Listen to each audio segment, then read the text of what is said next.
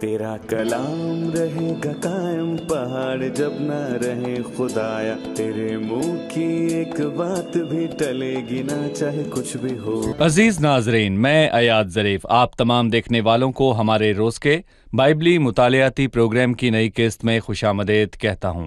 ناظرین، اس پروگرام میں ہم بائبل مقدس کی تمام کتابوں یعنی پیدائش تا مکاشفہ آپ سب کے لیے تفصیلی مطالعہ پیش کر رہے ہیں۔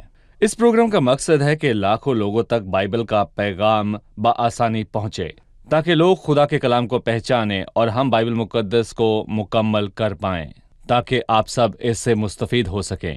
آج ہم پرانے عہد نامے کی کتب میں سے یرمیہ کی کتاب کے 36ویں اور 37ویں باب کا مطالعہ کریں گے۔ پروگرام کے آغاز سے پہلے میں اسٹوڈیو میں آئے خدا کے خادم کا خیر مقدم کروں گا، بھائی یوسف کا۔ خوش آمدید بھائی یوسف۔ شکریہ بھائی۔ اور ہمارے دیگر مہمانوں کو بھی خوش آمدید۔ بھائی یوسف، ہم یرمیہ کی نبوت کے 36ویں اور 37ویں باب پر پہنچ چکے ہیں۔ آپ ہمیں ان دو ابواب کے مرکزی موضوعات کے بارے میں بتائیے۔ واضح ہے کہ 36ویں باب میں ایک ایسے شخص کا تذکرہ ہوا جو گناہ کرتا اور جو ظلم کرتا اور معصوموں کا خون بہاتا تھا، اور یہویکیم بادشاہ تھا، اور اس نے خدا کی تحقیر کی، اور اس نے وہ تمار پھاڑ دیا جو یرمیہ نے اس کو پڑھنے کے لیے دیا تھا، اور اس کو تمہار میں لکھی ہوئی باتیں دراصل پسند نہیں آئیں، اور اس نے اس تومار کو پھاڑ کر آگ میں پھینکنے کا فیصلہ کیا۔ یہ بہت ہی غلط تھا۔ ایلی کاہن نے اپنے بیٹوں سے کہا کہ اگر ایک آدمی دوسرے آدمی کا گناہ کرے تو خدا اس کا انصاف کرے گا، لیکن اگر ایک آدمی خدا کا گناہ کرے تو اس کی شفاعت کون کرے گا؟ اس بار اس نے سنگین گناہ کیا ہے، اور 36ویں باب کا یہی موضوع ہے۔ اور پھر یرمیہ نبی نے قید میں ہوتے ہوئے دراصل صدقیہ نبی کو تنبیہ کی، پر اس نے نہ سنا۔ وہ بادشاہ تھا لیکن یرمیہ قید میں تھا، پھر بھی اس نے اسے تنبیہ کی۔ صحیح، مطلب 36ویں باب میں خدا کے کلام کی مخالفت صاف ظاہر ہوتی ہے، اور 37ویں باب میں خدا کے نبی کو خدا کی رنجیدہ نبی، کیا۔ جی دونوں صورتوں میں خدا کی آواز اس منظر میں شامل نہیں۔ جی۔ بھائی یوسف، 36ویں باب میں لکھا ہے، شاہ یہودا یہویکیم بن یوسیہ کے 4تھے برس میں یہ کلام خداوند کی طرف سے یرمیہ پر نازل ہوا کہ کتاب کا ایک تمار لے، اور وہ سب کلام جو میں نے اسرائیل اور یہودا اور تمام اقوام کے خلاف تجھ سے کیا اس دن سے لے کر جب سے میں تجھ سے کلام کرنے لگا، یعنی یوسیہ کے ایام سے آج کے دن تک، اس میں لکھ، شاید یہودا کا گھرانہ اس تمام مصیبت کا حال جو میں ان پر لانے کا ارادہ رکھتا ہوں سنے، تاکہ وہ سب اپنی بری روش سے باز آئیں اور میں ان کی بدکاری اور گناہ کو معاف کروں۔ اس کلام کو کتاب کے تومار میں لکھنے کا مقصد یہی ہے کہ خداوند چاہتا ہے لوگ اس کلام کو سن کر لوٹ آئیں۔ اس مقصد کے متعلق تفصیل سے ہمیں بتائیں۔ یعنی خدا نے آنے والے خطرے سے ان کو آگاہ کیا، کیونکہ اس کو ان سے محبت ہے۔ کچھ لوگوں کا ماننا ہے کہ جب خدا محبت کرتا ہے تو وہ جہنم کو ختم کر دیتا ہے، تاکہ انسان خدا سے آزاد ہو جائے اور اس کا دل جو کرے وہی کرے، اور بدی اور گناہ اور بدکاری میں اپنی زندگی گزارے۔ بلکہ بائبل مقدس میں خدا کو یوں بیان نہیں کیا، کیونکہ بائبل کا خدا محبت ہے، لیکن وہ قدوس ہے اور محبت پاک ہے۔ اسی لیے اس نے ان کو بار صحیح۔ بار تنبیہ کی، اور افسوس انسان نے اس کو غلط سمجھا۔ اور پھر رومیو کے خط کے 2 باب میں لکھا ہے کہ یا تو اس کی مہربانی اور تحمل اور صبر کی دولت کو ناچیز جانتا ہے، اور نہیں سمجھتا کہ خدا کی مہربانی تجھے توبہ کی طرف مائل کرتی ہے۔ یہویکیم اور لوگوں کو یہ بات سمجھ نہ آئی، اور میں اپنے تمام ناظرین کو یہ یاد دلانا چاہوں گا کہ یرمیہ کی کتاب کے تمام واقعات تاریخی ترتیب سے نہیں لکھے گئے۔ صدقیہ بادشاہ کے 10 سال اور شہر کا محاصرہ ہوا، اور اس کے شکست کے بعد اس نے واپس یہویکیم کی ایام کی بات کی، اور پھر دوسرا بادشاہ ہے، جبکہ صدقیہ بادشاہ 4تھا بادشاہ ہے، اور اس نے اصل ترتیب کی بات نہ کی بلکہ اس نے اخلاقی طور پر لکھا۔ रकाबियों की वफादारी के मुकाबले में यहूयकीम के धोखे का भी इसी बाब में जिक्र मौजूद है। सही, खुदावन का मकसद था कि सब चीजें किताब के तुमार में कलमबंद हों ताकि खुदा के लोगों के सामने तौबा का पैगाम दे। ये वो कलाम से जो यिर्मयाह नबी ने यूसिया के अयाम से सुनाया। ठीक कहा। इसको समझने के लिए एक अहम चीज का इजाफा जरूर है। खुदा ने बाइबल मुकद्दस की तहरीर की इजाजत क्यों दी, ये बहुत वाज़ेह है और शुरुआत में गवाही जुबानी होती है और खुदा ने बाप दादा की उम्र को दराज करके इस जुबानी गवाही की हिफाजत की। बाइबल मुकद्दस में हम पढ़ सकते हैं कि उनकी उम्र तकरीबन 1000 बरस की थी ताकि खुदा का कलाम गलती के बगैर फैल सके, और इसके बाद कलाम के फैलने और इसमें कुछ बढ़ाए जाने या फिर घटाए जाने के पेशे नज़र खुदावंद ने उसको तहरीर करने का हुक्म दिया और कलाम मुकद्दस के ज़रिए कलाम बहुतों तक पहुंचा। और जब रसूल या फिर नबी खुद ना जा सके और साथ ही साथ ये सैकड़ों और हजारों साल तक एक सा रहा ताकि इसमें कुछ बढ़ाया या फिर घटाया ना जा सके, ये सच्चा कलाम है। सही। यिर्मयाह ने जब इसको तहरीर करना शुरू किया, चौथी आयत है, तब यिर्मयाह ने बारूक बिन नेरिया को बुलाया और बारूक ने खुदाउन का वो सब कलाम जो उसने यिर्मयाह से किया था उसकी जुबानी किताब के उस तुमार में लिखा। और यिर्मयाह ने बारूक को हुक्म दिया और कहा कि मैं तो मजबूर हूं, मैं खुदा के घर में नहीं जा सकता, पर तू जा और खुदावन का वो कलाम जो तूने मेरे मुंह से उस तुमार में लिखा है खुदावन के घर में रोजे के दिन पढ़कर सुना, और तमाम यहूदा के लोगों को भी जो अपने शहरों से आए हों तो वही कलाम पढ़कर सुना। शायद वो खुदावन के हजूर मिन्नत करें और सब के सब अपनी बुरी रविश से बाज आएं, क्योंकि खुदावंद का कहर व गज़ब जिसका उसने इन लोगों के खिलाफ ऐलान किया है शदीद है। और बारूक बिन नेरिया ने सब कुछ जैसा यिर्मयाह नबी ने उसको फरमाया था वैसा ही किया, और खुदावंद के घर में खुदावंद का कलाम उस किताब से पढ़कर सुनाया। उसने बारूक नामी शख्स के जरिए उसको कलमबंद किया। मुझे उसके मुतालिक बताएं, यिर्मयाह के तुमार लिखने में इस शख्स का क्या किरदार है? जी भाई। हम बारूक को यिर्मयाह का सेक्रेटरी कह सकते हैं। मसलन 32वें बाब में हमने उसके बारे में पढ़ा जब यिर्मयाह ने अपने चाचाजात भाई से यानी हनम एल से अंतूत का खेत खरीदा तो यिर्मयाह ने किबला बारूक को सौंपा, और मैं कहूँगा बारूक के मानी बरकत हैं, एक दीनदार इंसान जिसको खुदा ने बरकत दी। वो नेरिया का बेटा था, यानी खुदावंद मेरी रोशनी है, और दर हकीकत खुदावंद के नूर को पाना बहुत ही अच्छी बात है, और खुदावंद का कलाम हमारे लिए रोशनी है। और बारूक ऐसा ही था जैसे पौलुस के लिए तीमोथियस था, और पौलुस को हर मामले में उस पर भरोसा था, वो इस लायक था। और इसी तरह यिर्मयाह को भी बारूक पर भरोसा था, खास करके अपने आखिरी कैद के अयाम में, और इसी तरह पौलुस भी अपने आखिरी अयाम में कैद में रहा। और मैं कहूँगा कि उसने तीमोथियस पर तकिया किया और कहा कि जाड़ों से पहले मेरे पास आ जाने की कोशिश कर। यिर्मयाह कैद में था, यिर्मयाह बंधा हुआ था पर कलाम आज़ाद था। पौलुस बंधा हुआ था पर कलाम फैलता रहा, कलाम आज़ाद था। भाई यूसुफ, मुझे इस असूल के मुतालिक बताएं कि खुदा का कलाम आज़ाद है। जी हाँ, देखिए, मैं कहना चाहूँगा कि दीनदार लोगों ने और खुदा के नबियों ने कैद को बर्दाश्त किया, और यिर्मयाह एक कैद से निकलकर दूसरी कैद में चला गया, और इससे पहले उसे लोगों ने काठ में डाला। लोगों ने उसको हौस में फेंक दिया, और हौस में पानी नहीं था, उसमें कीचड़ था। वो उसमें धंस गया, और ये सब उसकी वफादारी के बायस हुआ, और वो लोगों के डर से उससे ना फिरा, बल्कि उसने खुदा के कलाम की मुनादी की। लोगों ने नबियों को ठेस पहुंचाई, और स्तिफनुस ने कहा, नबियों में से किसको तुम्हारे बाप दादा ने नहीं सताया? मसलन यूहन्ना बपतिस्मा देने वाला औरतों में से पैदा होने वालों में से सबसे बड़ा है।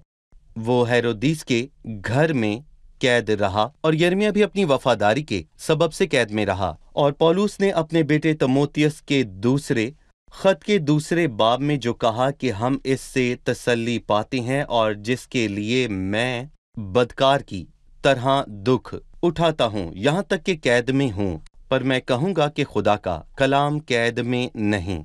और हमें इस बात से तसल्ली और खुशी मिलती है कि खुदा का कलाम कैद में नहीं है। हमें और खुदावन के लोगों को इसी से हौसला मिलता है کہ رسول اور مناد اور مشنری قید ہو سکتے ہیں، گرجا گھر اور عبادت خانے بند ہو سکتے ہیں، لیکن خدا کا کلام قید نہیں ہے۔ میں کہوں گا کہ جو بھی یہ کرتا ہے وہ آگ سے کھیلتا ہے۔ خدا کے لوگ، خدا کی کتاب اور اس کی کلیسیا، اس میں کوئی رد و بدل نہیں ہو سکتی، کیونکہ میں کہوں گا کہ ہمارا زندہ خدا قادر مطلق خدا ہے۔ صحیح۔ بھائی یوسف، 6 آیت میں لکھا ہے کہ روزے کے دن اس تمہار کو پڑھ کر سنا۔ اس میں روحانی اور اخلاقی کیا سبق ملتا ہے؟ جی یقیناً۔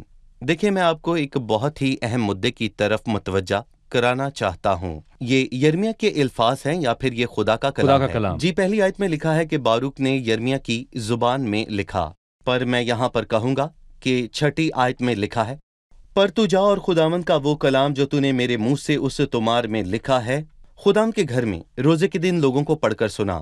سو یہ کلام یرمیہ نے سنایا اور باروک نے اس کلام کو تحریر کیا۔ تو بھی اس کے تحریر کیے جانے کے بعد یہ یرمیہ یا باروک کا کلام نہیں ہے، بلکہ یہ خداوند کا کلام ہی ہے۔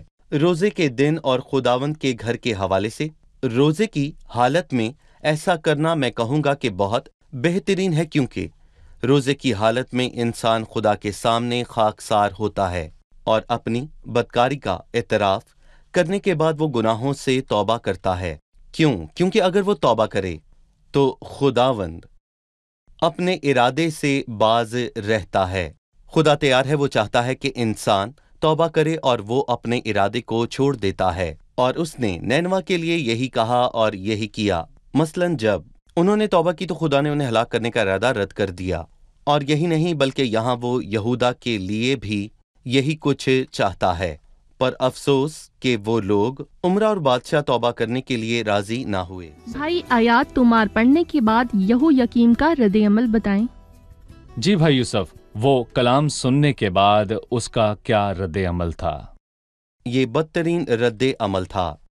در حقیقت یہو یقیم ایک شریر بادشاہ تھا، اور استثنا کے 17ویں باب کے مطابق اس کو شریعت کی کتاب کی نقل اتار کر پڑھنی چاہیے تھی، پر اس نے ایسا کچھ نہ کیا، بلکہ خدا کے کلام کو کم سے کم اہمیت دی، اور نہ صرف اس نے اپنے لیے اس کتاب کی نقل نہ اتاری، بلکہ اس نے جو یرمیہ نے لکھا تھا اس تمہار کو پکڑا اور اس کو پھاڑا اور آگ میں جلا دیا۔ اور میں کہوں گا کہ یہ موسیٰ کے ایام میں بھی موجود نہیں تھا، اور نہ ہی اس کا کوئی ذکر ہے۔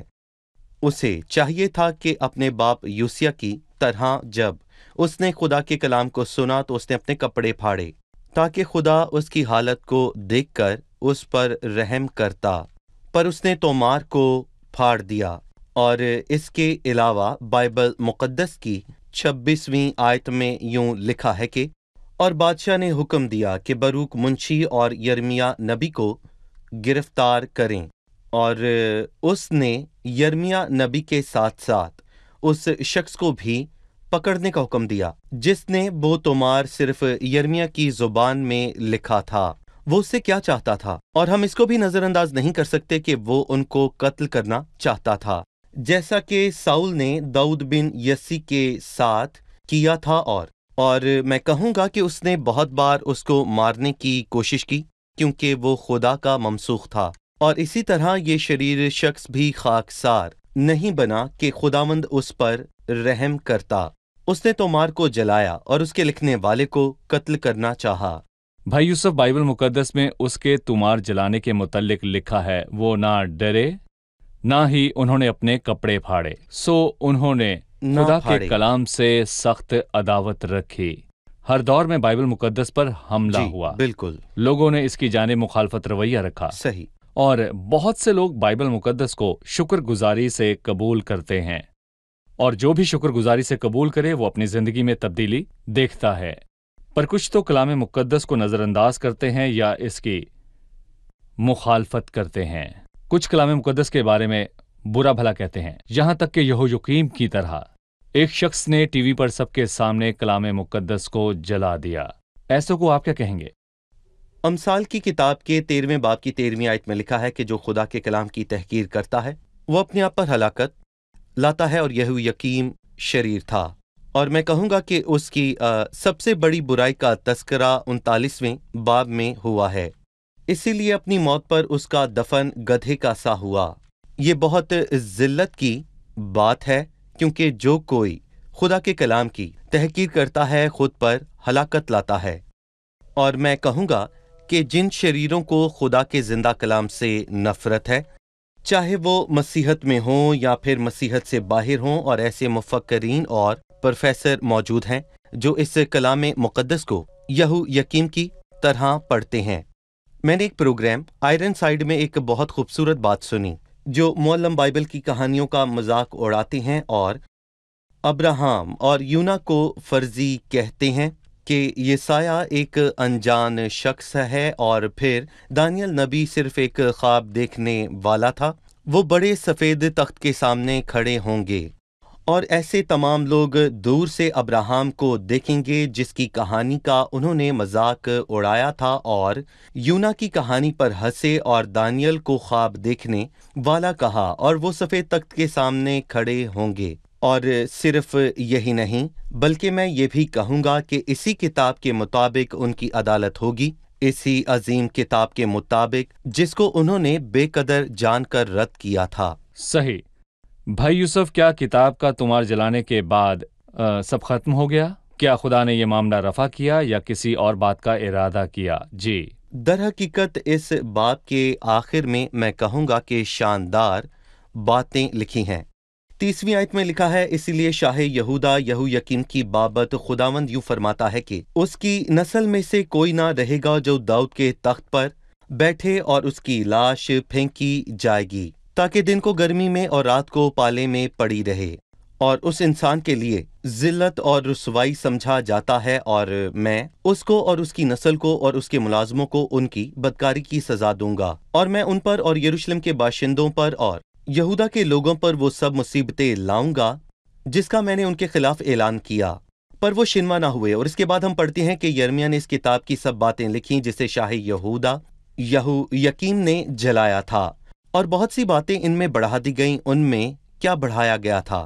اس نے پہلے بھی گناہ کیا اور اب کتاب کے تومار کو پھاڑ کر جلا دیا، اور جلا کر اپنے گناہوں میں اور اضافہ کیا، وہ اور بڑھ گئے۔ رومیو 2:5 میں لکھا ہے، اس قہر کے دن کے لیے اپنے واسطے عذاب کما رہا ہے جس میں خدا کی سچی عدالت ظاہر ہوگی۔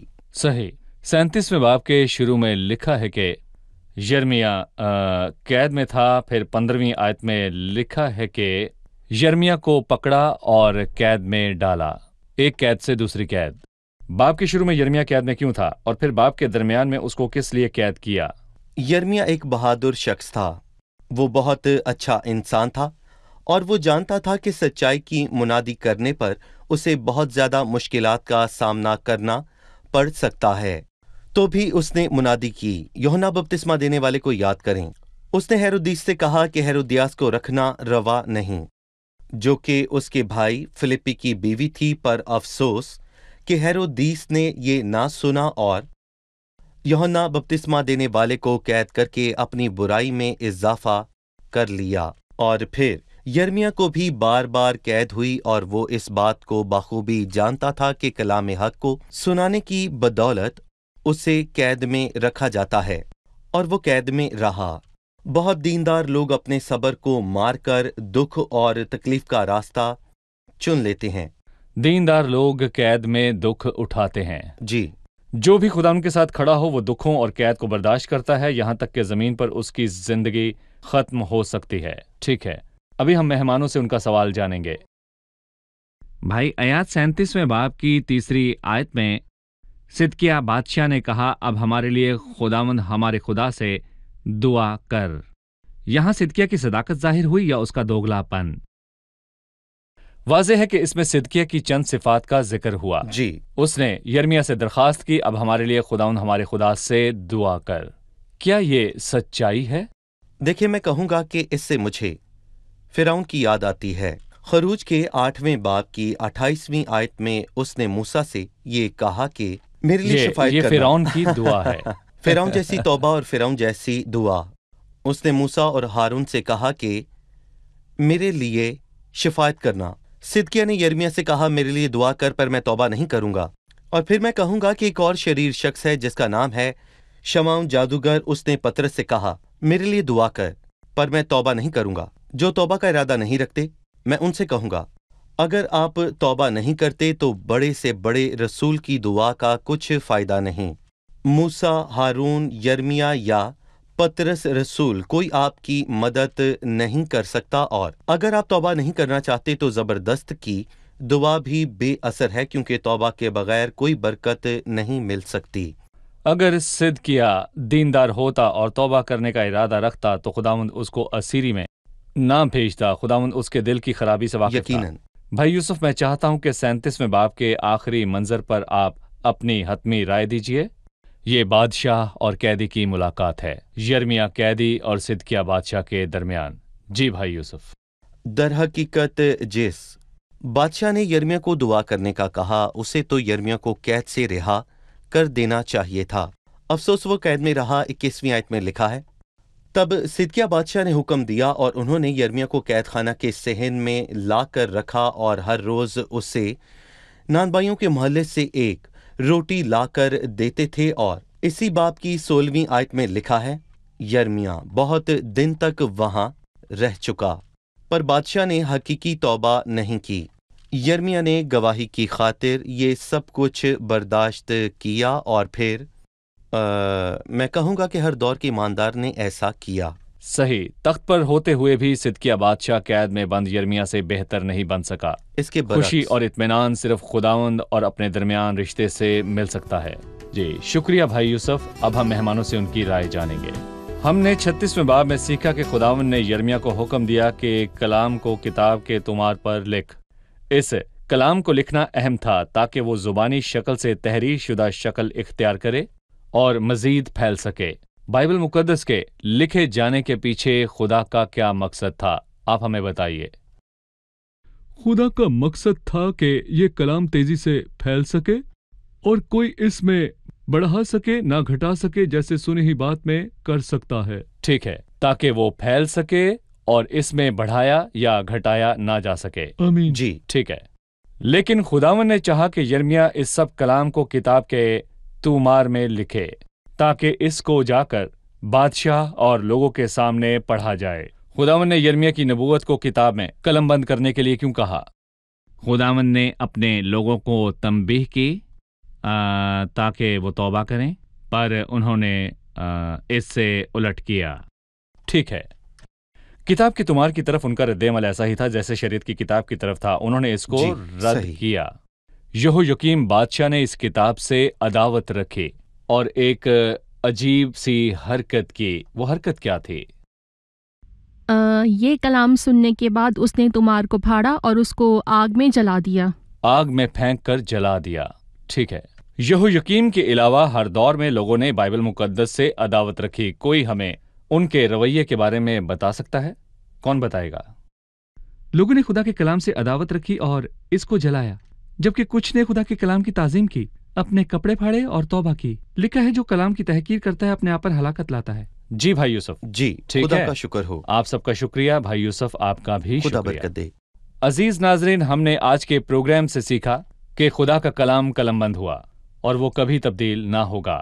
خدا کے کلام کے لیے لوگوں کی مخالفت، رائے اور رویے ہوتے ہیں. کچھ لوگ توبہ کر کے اپنی حالت کا اقرار کرتے ہیں، اپنے کپڑوں کے ساتھ ساتھ اپنا دل بھی خدا کے سامنے چاک کرتے ہیں. پر کچھ لوگ اس دن سے آج تک خدا کے کلام سے عداوت رکھتے ہیں. وہ کلام کو نظر انداز کرتے ہیں. وہ کلام مقدس کی تحقیر کرتے ہیں. لوگ الزام لگاتے ہیں کہ بائبل مقدس بدل گئی، لیکن اس کا ثبوت نہیں دیتے کہ یہ کیسے بدلی. بائبل مقدس کے سامنے اور خدا کے سامنے اپنی حالت کو ظاہر کیجیے. کلام کو قبول کریں اور کہیں کہ میں چاہتا ہوں کہ تو مجھ پر ظاہر ہو، میری خامیوں کی اصلاح کر. میرا ایمان ہے کہ بائبل مقدس آپ کی خامیوں پر روشنی ڈالتی ہے اور وہ مسیح اور اس کے کام کی بدولت اس کا حل بھی دیتی ہے. آنے والی قسط میں پھر ملاقات ہوگی. خداوند آپ کو برکت دے.